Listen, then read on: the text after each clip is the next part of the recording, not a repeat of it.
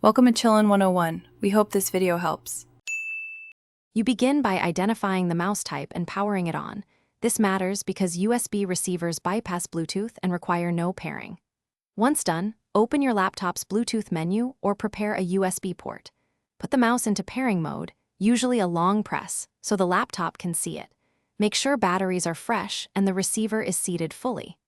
This first action eliminates basic connectivity issues and gets you ready for the device handshake that follows. Now you connect the device. Choose the mouse name in the Bluetooth list and click Pair, or confirm the USB receiver appears in Device Manager. If pairing stalls, update drivers, Windows Update, the manufacturer app, or the laptop vendor site often fixes compatibility.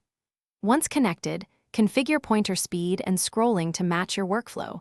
This matters because default settings can feel too slow or imprecise. Make sure any vendor firmware updates are applied, so advanced features and battery performance behave correctly.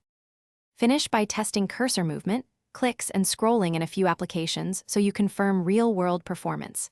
If something fails, first toggle Bluetooth or reseat the USB receiver, then replace batteries and reboot the laptop.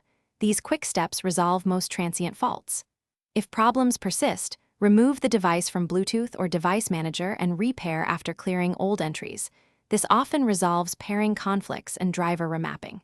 Finally, consult the manufacturer app for diagnostics if advanced features still misbehave.